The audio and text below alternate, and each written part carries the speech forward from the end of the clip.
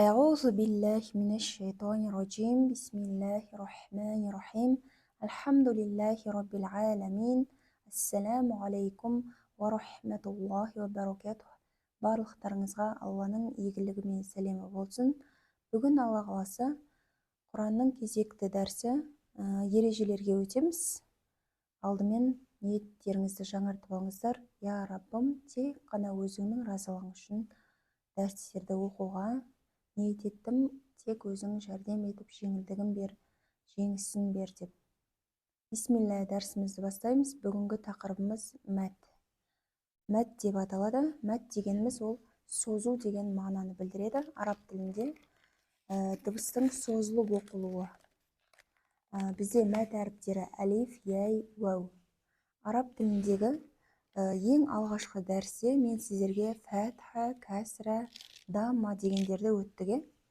Осы фатха, кәсра, даммадан кейін егерде ең алдымен әріптің үстінде сызығы болса, онда ол әріп фатха деп аталды. Осы фатха ә немесе о дыбысын берді. Ә немесе жуан болатын болса, о деп дыбысталамыз деп айттық. Яғни осы фатхадан кейін әлиф әріпі келсе, онда әлиф әріпі ешқандай әрекетсіз келсе, әрекетсіз дегенде фатхасыз, кәсірасыз, даммасыз келетін болса, онда оны біз екі әрекетке созып оқимыз. Яғни, мысал үшін, ро әріпінің жоғарғы жағында фатхасы келді, оның қасында әлиф әріпі келді, ешқандай әрекетсіз. Онда ро деп екіге созып оқисыздар. Ал егерде әріптің астындағы белгісі, яғни ол кәсіра деп аталды, кәсіра. Ол и немесе ый деген жалғау жалғайтын едік әріпке. Егерде әріптің астында кәсіра белгісі бар және оның алдында яй әріпі берілетін болса, онда ри деп екіге созып оқимыз.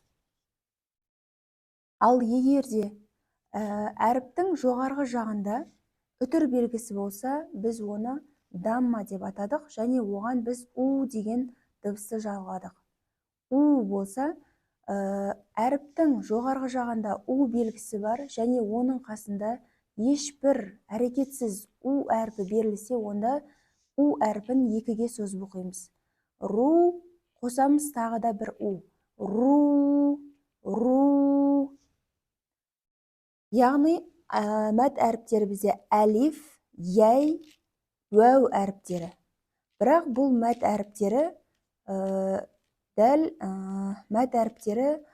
неден шығады? Жұтқыншақтың ең төменгі бөлігінен дыбысталады. Яғни, аузымыз толып, яй әріпін айтқандай тіліміз көтеріліп дыбысталмайды. Ри деп ерніміз екі жаққа қарап, жаңылдегідей созылуы мүмкін. У әріпін айтқан кезде де алдыға қарап ерніміз бүрісуі мүмкін, бірақ та кәдімгі яй, у әріптері сияқты ауыздан толып әріп шықпайды. Әріпіміз тамақтың ең төменгі бөлігінен шығады. Енді мына жерде сіздерге бірнеше әріптерді көрсеттік. Бә әріпінен кейін әлиф әріпі келіп тұр.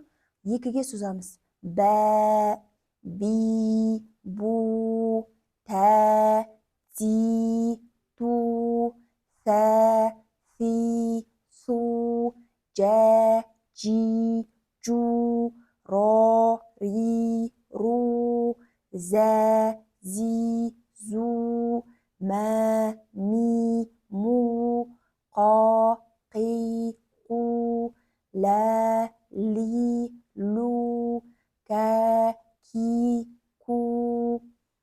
Осы әріптердің бәрін жақсылап оқыңыздар. Енді астында бізде мысалдар берілген, осы мысалдарға мұқият қараңыздар және менімен бірге қайталап оқыңыздар. Ең алғашқы сөз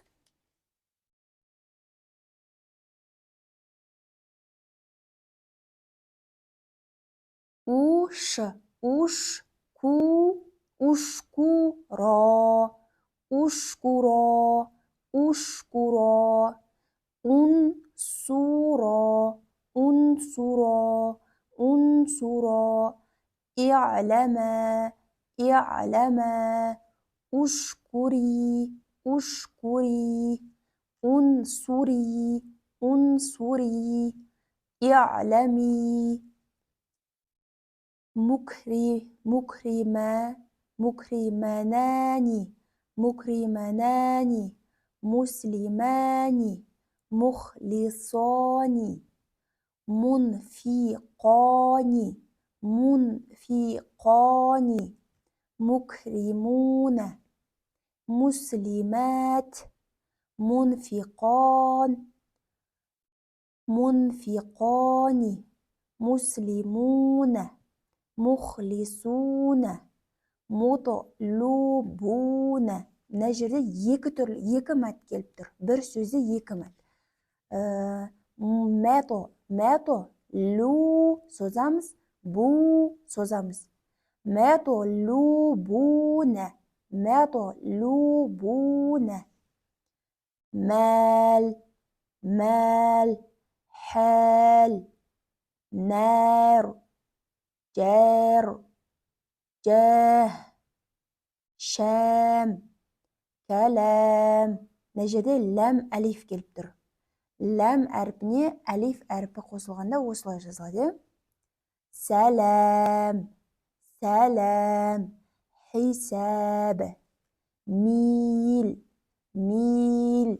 Осылай мен сияқты созып, менімен бірге қайта-қайта дайындалыңыздар. Фил, қил, сәмиғ. Мына жерде егерде яй әрпінің үстінде белгісі болса, оны біз сәмиә болса, сәмиәғ деп оқитын едік, сәмиәғ депті. Бұл жерде ешқандай миден кейін яй әрпінің жоғарғы астыңғы жағында белгісі болмағандықтан бұл мәт әрпі болды. Біз оны созып оқимыз. Сәмиғ, хин, син, шин, алим, бәсир. Егерде сот әрпі жуан, яғни оның артындағы яй әрпі де жуан оқылады. Жоқ, яй әрпі жуан оқылмайды. Бәсыр болады, бәсир. Мынау яй әрпі, созылатын яй әрпіміз жіңішке оқылады, бірақ мынау жуан оқылады. Өзінің кәсірасы жуан оқылады. Бәсир, бәсир. Әмуәл, әхуәл, әмәл. Мына жерде уәу әрпі екеуі де әріп жалғамайтын болғандықтан әлиф әрпі жай ғана сызықша болып келді. Соны мұқият қараңыздар. Әғләм, шәуәхид, шәуәхид. Ихләс, ихләс. Яқу, лу, екі мәт келіп тұр. Қараңыздар. Яқулуна, яқулуна. Ятуфуна, ятуфуна. Тәстәшхидун. Мына жерде тәстәшхидун. Бұл жерде естәшхидуна. Мил. Мына жерде мәт әріптері жоқ. Жай ғана сөз. Тәстәшхидун. Келесі естәшхидун. Мил деп жазылып тұр екен. Келесі бетіңізді ашыңыз. 36-шы бетте бұл жерде барлық мәт әріптерін толығымен бә, би, бу деп қайталап айтып отырып, осыларды көшіріп жазамыз. Сол кезде өте сіздерге түсінікті болады, Алла қаласа. Барлық бұл жерде ғойн әрпіне дейін жазылыпты. Келесі бетінде жалпы 28 әріпті толығымен жазылған. Және 37-ші бетте деп айтқаным ғой. 37-ші бетке бұл жерге мына мысалдарды шамаңыз келгенше көшіріп жазыңыздар, жақсы ма? Яғни қайталап өтейік. Жалпы араб тілінде 28 әріп бар, ол жердегі 3 әріп мәт әріптеріне кіреді. Әлиф, яй, уәу. Яғни біздегі фәтха, кәсра, дәмма деген білдіретін әріптер. Фәтханың артында әлиф келсе, ол ешқандай әрекетсіз келсе мәд әлиф, мәд әлиф мәд әріпі болады.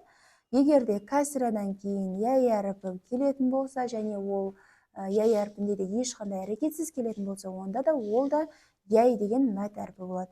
Және дамма белгісінен кейін әріп даммалы болып, және одан кейін уәу әріпі келетін болса, және ол ешқандай әрекетсіз келсе, ол да мәд әріпі болып есептелінеді. Тапсырмаларды мұқият орындаңыздар. Мына сөздерді міндетті түрде 33 реттен оқыңыздар, жазуларыңызды жазыңыздар. Алла білімдеріңізді арттырып қойсын, Құранға деген ықыластарыңызды арттырсын. Егер сіздер түсінбесеңіздер, қайта сұрауларыңызға болады. Бірақ бұл жерде кітап өте түсінікті етіп жасалған сіздерге.